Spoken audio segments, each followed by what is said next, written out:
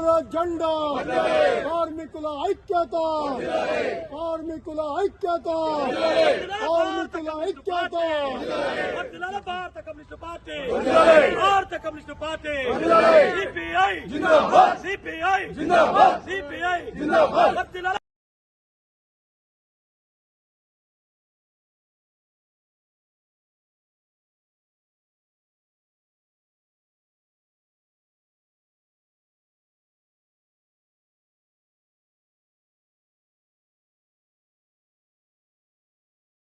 ఆ పోరాటానికి నాయకత్వం వహించినటువంటి 6 ట్రేడ్ యూనియన్ నాయకుల్ని సుప్రీంకోర్టులో ఉరిశిక్ష విధించడం జరిగింది. ఆ రోజున ఆ ఉద్యమం ఆ విధంగా 8 గంటల పని విధానాన్ని విజయవంతంగా ముగించుకున్నటువంటి చికాగో కార్మికుల రక్తంలోంచి పుట్టిన జెండా ఎర్ర జెండా. అట్లా 8 గంటల పని విధానం కోసం చికాగో కార్మికులు ఆ రోజున చేసిన విరోధ పోరాటమే ఈ మేడే కార్యక్రమం. దీనికి సంబంధించి ఆ పోరాటానికి నాయకత్వం ఇచ్చినటువంటి 6 నాయకుల్ని ఉరిదీసిన రోజున, ఆ శిక్ష విధించే రోజున కోట్ల యూనియన్ నాయకులు మా గొంతులు ఈరోజు మీరు ఉరితోటి బిగించవచ్చు, కానీ మేము లేవనెత్తిన డిమాండ్లు, మేము చేసిన ఉద్యమాలు, మేము చేసినటువంటి త్యాగాలు ప్రపంచ కార్మిక వర్గం తప్పనిసరిగా స్వీకరిస్తుందని చెప్పి, ప్రపంచ కార్మిక వర్గానికి ఎప్పుడు కూడా మా మరణం ఎప్పుడూ వారికి గుర్తుంచుకునేట్లుగా ఉంటుందని చెప్పి 6 కార్మిక నాయకులు కోర్టులో వేధించడం జరిగింది. ఆ పత్రలోనే ఆ కార్మిక వర్గం చెందించిన రక్తాలను పుట్టిన ఎర్ర జెండాని భారతదేశ కార్మిక వర్గానికి అందించింది ఏఐటీయూసీ. 2020 అక్టోబర్ 31 భారతదేశంలో ఏఐటీయూసీ పుట్టిన 2023 మే 1వ తారీఖున సింగారవేల్ చెట్టియార్ నాయకత్వంలో మద్రాసులో జరిగినటువంటి మొట్టమొదటి మేడే. అది ఇప్పటికీ దాదాపుగా 102 సంవత్సరాలుగా భారతదేశంలో ఎర్ర జెండా ఎగరేసిన పరిస్థితి ఉంది. 135 సంవత్సరాలు చికాగో కార్మికులు చెందిన అంతలో ప్రపంచ కార్మిక వర్గం మేడే స్వీకరించిన భారతదేశ కార్మిక వర్గం ఈ జెండాను ఎగరేసి 102 సంవత్సరాలు కాదు. ఈ సుదీర్ఘ పోరాటంలో అనేక హక్కులు సాధించబడ్డాయి. ఆ ఎర్ర జెండా నిడన అనేక ఉద్యమాలు నిర్వహించబడ్డాయి. ఆ ఉద్యమాల నేపథ్యంలోనే మేడే మనం జరుపుకుంటా ఉన్నాం. 135 సంవత్సరాల క్రితం చికాగో కార్మికులు చేసిన అనేక త్యాగాల్ని మనం ఇప్పటిదాకా అనుభవిస్తా ఉన్నాం. ప్రపంచ కార్మిక వర్గం, ప్రపంచ పెట్టుబడిదారు వర్గం, లేకపోతే దేశంలో కార్పొరేట్ వర్గం ఈరోజు మనం సాధించుకున్న అనేక హక్కుల్ని హరించి వేయబడుతున్న నేపథ్యంలో ఈ 135 మేడకి ఒక గొప్ప ప్రాధాన్యత ఉంది. రేపు ఈ భారతదేశంలో జరుగుతున్న పార్లమెంట్ ఎన్నికల్లో ఫాసిస్ట్ నరేంద్ర మోడీ ప్రభుత్వాన్ని కూడా దోసి ఇండియా కూడా అధికారం తీసుకురాకుంటే కార్మిక వర్గం చేసిన అన్ని త్యాగాలు, అన్ని పోరాటాలు, తీసుకొచ్చిన హక్కులు అన్ని హరించవేయబడి భారతదేశ కార్మిక వర్గాన్ని వీధులపాలు చేసే ఒక కుట్ర ఈ కేంద్ర ప్రభుత్వం నరేంద్ర మోడీ నాయకత్వంలో కేంద్ర ప్రభుత్వం చేపడతా ఉంది. అందుకనే ఈ 135 మేడే స్ఫూర్తిగా తీసుకొని ప్రపంచ రాష్ట్ర కార్మిక వర్గానికి, భారతదేశ కార్మిక వర్గానికి ఒకటే మనం విజ్ఞప్తి చేస్తాను. అనేక త్యాగాలు చేసినటువంటి కార్మిక వర్గ చట్టాలని అర్థంతరంగా రద్దు చేసి 4 కోట్లు తీసుకొచ్చి దాదాపు 50 కోట్ల మంది అసంఘటిత కార్మికులని బదల్పాలు చేస్తున్నటువంటి నరేంద్ర మోడీ ప్రభుత్వాన్ని వచ్చే ఎన్నికల్లో బుద్ధి ఇవ్వాలని చెప్పి ఇండియా కూడా అధికారం తీసుకురావడం ద్వారా కార్మిక వర్గాలతో కనీసమైన నామమాత్రంగా ఉండే విధంగా ఉండే పరిస్థితి. మళ్ళీ కనుక నరేంద్ర మోడీ అధికారానికి వస్తే కార్మిక వర్గానికి ఏ విధంగా హక్కులు భద్రత లేని దౌర్భాగ్య పరిస్థితి భారతదేశం కనపడుతుంది. కాబట్టి ఈ 135 మేడని స్ఫూర్తిగా తీసుకొని వచ్చే రాజకీయ పోరాటంలో ఆ విధమైనటువంటి పాత్ర నిర్వహించాలని చెప్పి కార్మిక వర్గానికి అందరూ కూడా విజ్ఞప్తి చేస్తాం.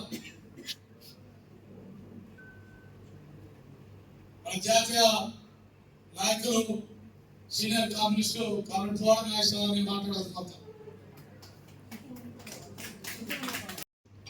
సమైక్యమైనటువంటి ఉద్యోగం వైపు ప్రపంచం, అట్లాగే దేశం, భారతదేశంలో కార్మిక వర్గం, రైతాలు, యువకులు, మహిళలు, అక్కడ ఉన్నటువంటి పేదవర్గాలు సమైక్యమై ఈ దేశంలో కూడా మార్పులు తీసుకోవడానికి అవకాశాలు ఉంటాయి.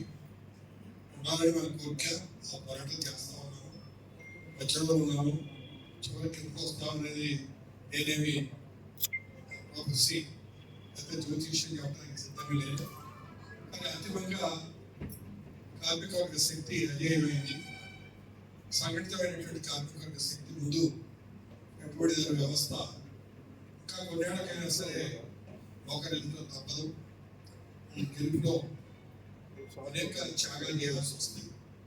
ఆ త్యాగాలు గతంలో చేశాము, ఇప్పుడు చేస్తా ఉన్నాము.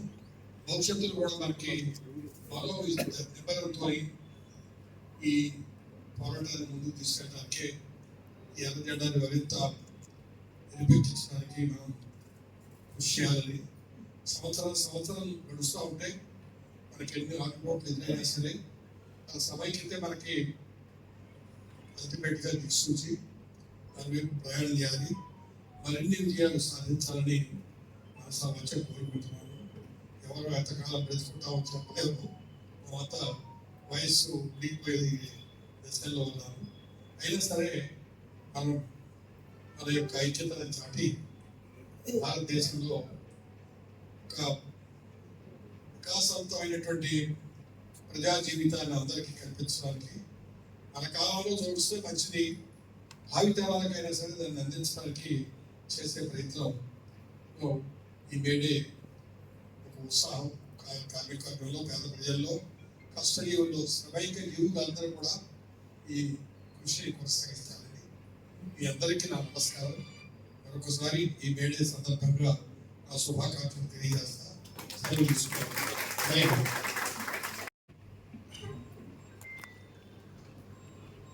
నూట 38వ మేడే సందర్భంగా ఏర్పాటు చేసినటువంటి సభకి అధ్యక్షులు మన పార్టీ జిల్లా కార్యదర్శి కమర్కోట ప్రసాద్ గారు, మన ప్రియతమ నాయకులు, పార్టీ సీనియర్ నాయకులు వార్డ్ నాగేశ్వరరావు గారు, వేదిక మీద ఉన్నటువంటి పార్టీ అదేవిధంగా ట్రేడ్ యూనియన్ నాయకులు, ఈ సభకి హాజరైనటువంటి సోదరులందరికీ ముందుగా నమస్కారం. ముందుగా 138వ మేడే సందర్భంగా అందరికీ శుభాకాంక్షలు తెలియజేస్తాం. మనందరికీ తెలుసు, ప్రపంచంలో కులాలకి మతాలకి అతీతంగా కష్టపడేటువంటి శ్రామిక వర్గం జరుపుకునేటువంటి ఏకైక పండుగ ఈ మేడే పండుగ. ఈ మేడే యొక్క విశిష్టతని కోట ప్రసాద్ గారు క్లుప్తంగా చెప్పారు. అలాడు పోరాడితే పోయేది ఏమీ లేదు, బానిస సంఖ్యలు తప్ప అన్నటువంటి కారల్ మార్క్స్ పోరాట నినాదాన్ని ఆనాడు వెట్టించారికి 16 గంటలు 18 గంటల పని విధానానికి వ్యతిరేకంగా మేము 8 గంటలే పనిచేస్తామనేటువంటి నినాదంతో అమెరికా దేశం చికాగో నగర కార్మిక వర్గానికి ఒక దిక్సూచిగా ఈ ప్రపంచంలో కార్మికులకు అనేకమైనటువంటి హక్కులు సాధించి పెట్టినటువంటి చరిత్ర ఈ ఎర్ర జెండాకి ఉంది. ఆ మేడే స్ఫూర్తితోటే ఇవాళ కార్మిక వర్గం అనేకమైనటువంటి హక్కులు సాధించుకున్నారు. ముఖ్యంగా మన భారతదేశంలో కూడా అఖిల భారత ట్రేడ్ యూనియన్ కాంగ్రెస్ AITUC ఏర్పడిన తర్వాత కార్మిక వర్గాన్ని చైతన్యపరిచి ఆ మేడే వెలుగులోనే ఈ దేశంలో కూడా అనేకమైనటువంటి పోరాటాలు చేసి త్యాగాలు చేసి కార్మిక వర్గానికి అనేకమైనటువంటి ప్రయోజనకరమైనటువంటి చట్టాలు తీసుకొచ్చారు. అది AITUC పోరాట ఫలితంగా అనేకమైనటువంటి చట్టాలు వచ్చినాయి. ఇవాళ 138 సంవత్సరాల తర్వాత మనం ఒకసారి ఇవాళ మన భారతదేశంలో ఉన్నటువంటి పరిస్థితుల్ని మనం ఈ మేడే సందర్భంగా ఒకసారి మనం ఆలోచించాల్సినటువంటి పరిస్థితి వచ్చింది. ఇవాళ ముఖ్యంగా ఈ దేశంలో కార్మిక వర్గం సావో రేవో తీర్చుకోవాల్సినటువంటి ఒక సవాలు మన భారతదేశ కార్మిక వర్గం మీద ఉంది. ముఖ్యంగా ఈ 138వ మేడే ఒక విశిష్టత ఉంది. ఎందుకంటే ఇంకా ఒకవైపున ఒక 2 దశల పోలింగ్ అయిపోయింది, ఇంకొక 4 దశల పోలింగ్ ఈ భారతదేశంలో జరగబోతా ఉంది. రేపు రాబోయేటువంటి ఎన్నికల 18వ లోక్సభ ఎన్నికల ఫలితాలు ఈ దేశ కార్మిక వర్గ భవిష్యత్తు ఆధారపడి ఉందనేది ఇవాళ కార్మిక వర్గం కూడా అందరూ కూడా గుర్తించాల్సినటువంటి అవసరం ఉంది. ఎందుకంటే ఇప్పటికే 2014లో అధికారంలోకి వచ్చినటువంటి నరేంద్ర మోడీ ప్రభుత్వం వచ్చిన మొదటిసారి కార్పొరేట్ వర్గాల యొక్క అనుకూలమైనటువంటి విధానాన్ని అవలంబించింది. రెండవసారి అధికారంలోకి వచ్చిన తర్వాత పూర్తిగా మొత్తం యావత్ భారతదేశాన్ని ప్రభుత్వ రంగ పరిశ్రమల్ని కార్మిక వర్గం యొక్క శ్రమని మొత్తం కూడా కార్పొరేట్ వర్గానికి తాకట్టు పెట్టేటువంటి పద్ధతుల్లో ఇవాళ నరేంద్ర మోడీ ప్రభుత్వం పరిపాలన చేస్తా ఉంది. చూసిన అనేక ఘటనలు ఏదైతే ఆనాడు 138 సంవత్సరాల క్రితం 8 గంటల పని విధానాన్ని తీసుకొచ్చి రాగలిగామో ఇవాళ అది ప్రశ్నార్థకమైంది. ఈ నరేంద్ర మోడీ ప్రభుత్వం మొత్తం 44 కార్మిక చట్టాలని అనేక పోరాటాల ద్వారా త్యాగాల ద్వారా సాధించుకున్నటువంటి చట్టాలన్నింటినీ తమకి బాగుండేటువంటి పేరుతో పార్లమెంట్ లో వాటన్నింటినీ రద్దు చేసి 4 లేవల్ కూడా పేరుతో ఇవాళ భారతదేశం కార్మిక వర్గం యొక్క మొత్తం ఉద్యోగ భద్రతకి ఉపాధి భద్రతకి కూడా ఇవాళ ప్రమాదం తీసుకొచ్చేటువంటి పరిస్థితులు ఇవాళ 4 లేబర్ కోడ్లు తీసుకొచ్చారు. మరొక వైపున ఉన్నటువంటి మొత్తం ప్రభుత్వ రంగ పరిశ్రమలు ఈ భారతదేశానికి స్వాతంత్రం వచ్చిన తర్వాత ఈ దేశంలో ఉన్నటువంటి కార్మిక వర్గం సృష్టించినటువంటి సంపదతోటి నిర్మించుకున్నటువంటి ప్రభుత్వ రంగ పరిశ్రమలు మొత్తం కార్పొరేట్లకు కట్టబెడతా ఉన్నారు. ఇవాళ మొత్తం ఏ రంగం కూడా ఇవాళ ప్రభుత్వ రంగంలో ఉండేటువంటి పరిస్థితి లేదు. ఫైర్ అనేటువంటి పేరుతో మొత్తం ప్రభుత్వ రంగాన్ని మొత్తం కూడా ధ్వంసం చేస్తా ఉన్నారు. మన పక్కన విశాఖ ఉక్కు, లేకపోతే రైల్వేలు, విమానయాలు, నౌకాయాలు ఇవాళ ప్రధానమైనటువంటి అన్ని రంగాలు కూడా మొత్తం కార్పొరేట్ కంపెనీలకి అప్పచెప్పేస్తా ఉన్నారు. ఇప్పటికే కార్మిక వర్గం మొత్తం కూడా ఐక్యమై ఇవాళ మనం ఈ ప్రభుత్వ రంగాన్ని పరిరక్షించుకోవాలంటే ఈ దేశంలో ఉన్నటువంటి కార్మిక వర్గానికి వ్యతిరేకమైనటువంటి ఈ ప్రభుత్వాన్ని గద్దరించకపోతే మనకి గత్యంతరం లేదనేటువంటి పద్ధతులు ఇవాళ దేశంలో అన్ని కార్మిక సంఘాలు ఇవాళ ఏకమై ఇప్పటికే 10 సంవత్సరాల కాలంలో 11 సార్వత్రిక సమ్మెలు ఈ భారతదేశంలో ఈ నరేంద్ర మోడీ ప్రభుత్వానికి వ్యతిరేకంగా జరిగినాయి. కోట్లాది మంది కార్మికులు ఇవాళ ఈ ప్రభుత్వానికి వ్యతిరేకంగా పెద్ద ఎత్తున సమ్మెలు చేశారు. అయినా ఈ ప్రభుత్వానికి ఏమాత్రం కూడా కార్మిక వర్గాన్ని పట్టించుకునేటువంటి పరిస్థితి లేదు. ఒకవైపున కార్మిక వర్గం, మరొక వైపున రైతాంగం చూసాం. ఈ దేశంలో ఉన్నటువంటి రైతాంగానికి ఇవాళ వ్యవసాయ రంగాన్ని కూడా కార్పొరేట్ల పని చేయడానికి నల్ల చట్టాన్ని తీసుకొచ్చారు. దానికి వ్యతిరేకంగా రైతాంగం పెద్ద ఎత్తున ఉద్యమిస్తే తాత్కాలికంగా వెనక్కి తగ్గారు. కానీ వాళ్ళ అదే చట్టాన్ని ఈ నరేంద్ర మోడీ ప్రభుత్వం ఈ దేశంలో అమలు చేస్తా ఉంది. అందుకని ఒకవైపు కార్మిక వర్గం, మరొక వైపు రైతాంగం, ఈ 2 వర్గాలు కూడా ఐక్యమై ఈ దేశంలో నరేంద్ర మోడీ ప్రభుత్వానికి వ్యతిరేకంగా ఇవాళ పెద్ద ఎత్తున పోరాటాలు సాగిస్తా ఉన్నారు. ఈ సందర్భంలోనే ఎన్నికలు వచ్చినాయి. ఈ ఎన్నికల్లో కూడా నరేంద్ర మోడీ ప్రభుత్వం 14 అంశాలతోటి బీజేపీ మేనిఫెస్టో విడుదల చేసింది.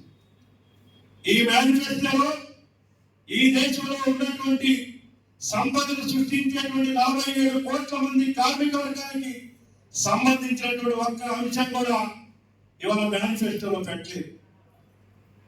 కార్మికులు డిమాండ్ చేస్తున్నటువంటి అంశాలు, ఉపాధి భద్రతకి సంబంధించినటువంటి అంశాల గురించి ప్రభుత్వం మాట్లాడలేదు. ఏం మాట్లాడుతా ఉన్నారు? ఇవాళ ఈ దేశాన్ని మతం పేరుతో విభజన తీసుకొచ్చి మళ్ళీ 3వసారి అధికారంలోకి రావడం కోసం ఇవాళ బీజేపీ ప్రయత్నం చేస్తా ఉంది. అంబేద్కర్ రాసినటువంటి రాజ్యాంగాన్ని కూడా మళ్ళీ 3వసారి అధికారంలోకి వస్తే ఆ రాజ్యాంగం కూడా ఉండేటువంటి పరిస్థితి లేదు. అందుకని మనం వేరే అంటే జెండా ఎగరేసుకోవడమే కాదు, ఈ 138వ మేడే సందర్భంగా మనందరం కూడా ప్రజలు కూడా ఇప్పుడే కోటి ప్రసాద్ గారు చెప్పారు, రేపు రాబోయేటువంటి ఎన్నికల్లో మనం ఇవాళ మన పార్టీ కూడా కార్మిక సంఘాలు కూడా ఒకటే పిలిపించింది, బీజేపీని అధికారం నుంచి గద్దెదించడమే ఈ దేశంలో కార్మిక వర్గం రైతాంగం ప్రజాస్వామ్యాన్ని కోరుకునేటువంటి ప్రతి ఒక్కరి లక్ష్యం కూడా రేపు రాబోయేటువంటి ఎన్నికల్లో ఈ నరేంద్ర మోడీ ప్రభుత్వాన్ని గద్దెదించాలి. లేకపోతే ఈ దేశానికి భవిష్యత్తు లేదు, ఈ దేశంలో ప్రజాస్వామ్యం అమలయ్యేటువంటి పరిస్థితి ఉండదు. అందుకని ఇవాళ రేపు జరిగేటువంటి పార్లమెంట్ ఎన్నికలు ఇవాళ మన జిల్లాలో కూడా, ఇక్కడ ఖమ్మం పార్లమెంట్ లో కూడా ఇవాళ బీజేపీ, అదేవిధంగా బీజేపీని సపోర్ట్ చేసేటువంటి పార్టీలు కూడా ఈ దేశంలో అధికారంలోకి రానికుండా చూడాల్సినటువంటి కర్తవ్యం అందరి మీద ఉంది.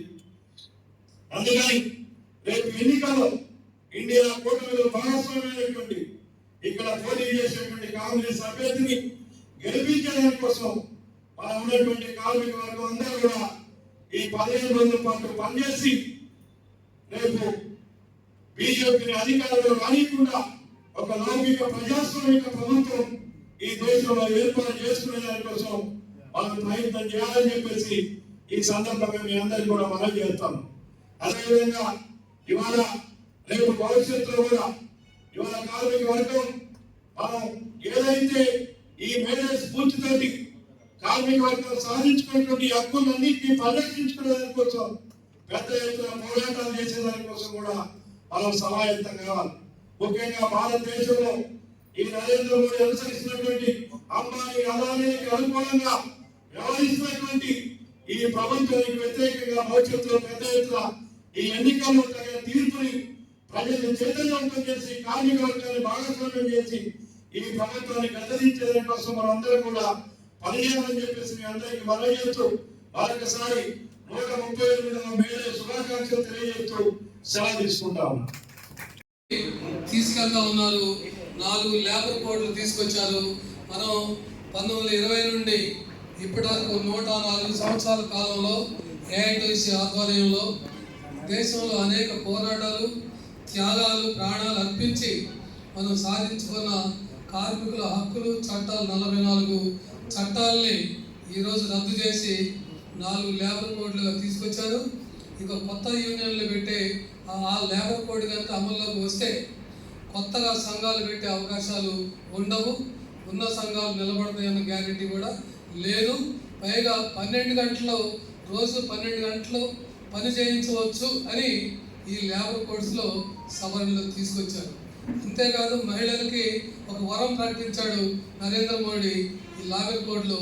ఏమిటి ఆ వరం అంటే, ఇక నుంచి ఈ లేబర్ కోడ్ అమల్లోకి వచ్చిన తర్వాత మహిళలు రాత్రి 7 గంటల నుంచి ఉదయం 6 గంటల వరకు రాత్రి అంతా స్వేచ్ఛగా కంపెనీల్లో పనిచేసుకునేటువంటి స్వేచ్ఛని మహిళలకు మేము ప్రసాదిస్తున్నాం అని చెప్పి అన్నారు. ఇది వరమా శాపమా? శాపం. మహిళలకి శాపం పెట్టాడు. రాత్రులు కూడా ఇవాళ మన ట్రేడ్ యూనియన్స్ పోరాటంతో సాధించుకుంది అంటే పరిశ్రమల్లో కానివ్వండి, ఆఫీసుల్లో కానివ్వండి మహిళలకు రక్షణ ఉండట్లేదు, రాత్రులు పనిచేయడానికి లేదు. సూర్యోదయం నుండి సూర్యాస్తమయం వరకు మాత్రమే మహిళలతో పని తీసుకోవాలి. సూర్యాస్తమయం తర్వాత మహిళలతో పని తీసుకోవడానికి వీల్లేదు. దాన్ని వాళ్ళ వెనక్కి అంటే ఈ సమాజాన్ని వెనక్కి నడిపించే ప్రయత్నం చేస్తున్నాడు. ఇంకా అనేక ఆర్థిక రంగంలో అనేక దుష్ట చర్యలకి ఈ ప్రభుత్వం పాల్పడుతూ ఉంది. పైగా వాళ్ళ ఎన్నికల ప్రచారాల్లో మాట్లాడుతూ ఉన్నాడు. తాళి ఎవరైతే ఇండియా కూటమి వస్తే వాళ్ళు తాళి లాక్కుంటారు అని చెప్పేసి చెప్తున్నారు. తాళి గురించి మాట్లాడాలంటే తాళికి విలువిచ్చినోడు ఎవడన్నా తాళి గురించి మాట్లాడితే అర్థం ఉంటుంది. ఎప్పుడో చిన్నప్పుడే భార్యని తాళి కట్టి గాలి వదిలేసి మళ్ళీ ఇప్పుడు వచ్చేసి తాళి గురించి మాట్లాడే అర్హత అట్లాంటి వాళ్ళకి ఉందా అని చెప్పేసి మనం ప్రశ్నించాల్సినటువంటి అవసరం ఉంది. అందుకని ఇలాంటి ప్రచారాలకి లోను కాకూడదు. పైగా దేశం కూడా ఆర్థికంగా చాలా నష్టాల్లో కార్మికుల్ని నష్టపెట్టడమే కాదు, దేశ సంపదని కొద్దిమంది పెట్టుబడిదారులకి ఇవాళ పోగేసి పెడుతున్నారు. ఎన్ని విషయాలు మీ అందరికీ తెలుసు. కనుక ఈరోజు మేడే కార్యక్రమంలో పాల్గొని జయప్రదం చేసిన మన నాయకులకి, హాజరైన కామ్రేడ్స్కి అందరికీ 138వ మేడే శుభాకాంక్షలు తెలియజేస్తూ ఈ సభను ఇంతటితో ముగిస్తున్నాం. Thank you.